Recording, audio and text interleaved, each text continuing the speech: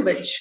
Why do you think the concept of language was born in the human beings? What is the story of origin of the language? The most logical or most reasonable explanation we can get is that it was meant for communication.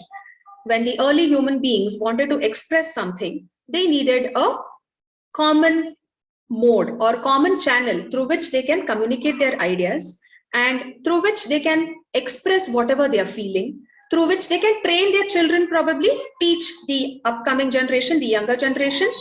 Also to trade, there was this concept of trade, and for that also they needed a means of communication.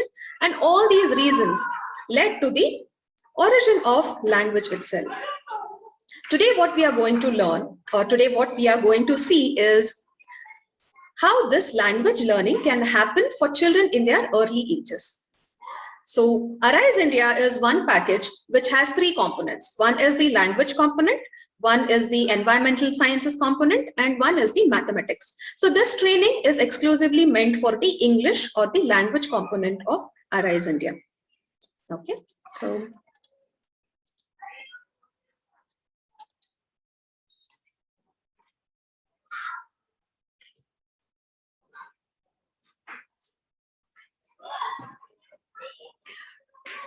now Arise India is a program which was born with the vision to educate every child of a country.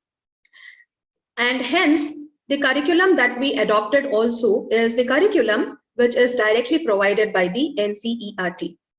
NCERT is the national structure or the national figure which designs the first textbooks which are based on the NCF, that is the National Curriculum Framework, and the National Education Policy. So when these policies and frameworks are brought in, NCERT takes up the guidelines from there and designs model textbooks. And from those textbooks are born your CBSE textbooks, ICSE textbooks, state board textbooks, and every other textbooks that our country follows. So Arise India follows the guidelines which NCERT gives, and these guidelines help us not only design the curriculum, we follow these guidelines to teach the children as well. Before we get into the actual understanding of the process, let's just understand what is the objective of language learning. And these objectives are from National Curriculum Framework. There are many more objectives in detail. We are just picking up some important, or rather a gist of what has been provided there. First of all, why we need language. The origin of language itself was for communication. And what we expect children to do in this age, up to 5th standard right now I'm talking about, is they learn and they understand from their teachers. They understand what their friends are telling to them. They understand what their parents are talking to them. So the first important objective of a language is that the child should be able to understand. The child should be able to comprehend not just what is heard, but also what is read. Second is expressions. All of us have so many thoughts, so many feelings, and when we learn something, it is very natural for us to express.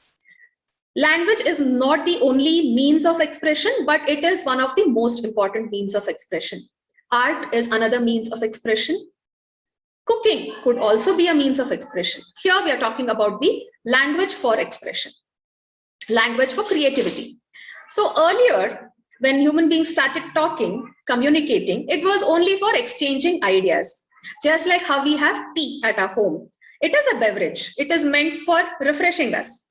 Today, if you see, tea comes in so many varieties, right? There is a green tea, there is black tea, there's lemon tea, there is peach flavored tea, there is the Arabic tea, and so many varieties of tea. Tea is just a beverage. However, it can be expressed. The same tea can be served in multiple ways by adding different elements and cooking it in a different way, preparing it in a different way. Similarly, a simple language is enough for us to communicate ideas. A simple language is enough for us to teach. However, when we add expressions onto it, when we add the ornaments onto it, that's when language, the creativity in language also could be seen. A poem is a creative expression of a language. Children should be made aware of this concept that they can be creative, not just with their art and drawing and crafts, but also through their language. And then there are various shades of language as well. There is a different type of language that the sportsmen use. You would have seen the sports commentaries, right? The language used there is so different versus the language that is used in a musical world.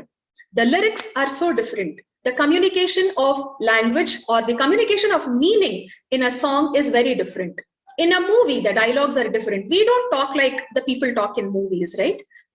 The cookery shows have a different kind of language. The fiction artists, the fiction writers have a different kind of a style of language. Journalism requires a different style of language, and every other field requires a different shade of language. The objective for children is to understand that there are multiple shades. Language is not just one white color structure. There are grays and there is a rainbow of language patterns to follow as well. So these are the brief objectives of language learning for children in this age group. Now, what is expected in early literacy? Early literacy as in children who have just started picking up the language of English. This is specific to English language. Enriching oral expressions, right? We are talking. How can we make it rich? I can just say good job, or I can describe it as awesome, well done. This is the most amazing thing you have done in the world. And it has been suggested by NEP and NCF that stories should be used as a medium of communication between children and the mentors.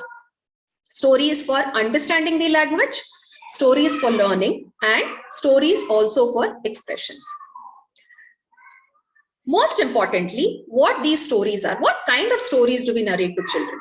Stories that connect the child to the environment that it lives in. Stories that are from its own culture. Stories from its society, from the society that it comes from. Stories from its history. That's when the children are able to relate to who they are. And of course, using media, including visual media and technology, magazines, newspapers, books, whatever different media you can provide for children, all of that has to be included as a part of their curriculum. And amazingly, our NCERT has different curriculums. Art integration is a part of their curriculum as well. In fact, it is so amazing that children can completely learn only using art right from 1st standard to 10th standard, and they can still finish their 10th standard. That also is part of their curriculum. And language learning will incorporate art integration as well as part of their curriculum. These are the guidelines. Also, language learning should not be just talking and listening and talking and listening. There has to be an activity-based learning. There has to be experiential learning.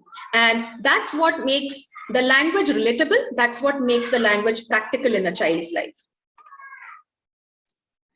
So with this, let's see what Arise India has done and how Arise India is helping us achieve all these objectives.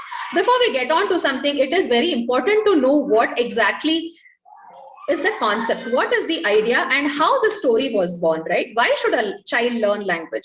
What are the objectives for this age group? And what is the output? And how Arise India today is helping us, which all of you are part of. How is it using all these concepts and how the curriculum is designed in Arise India?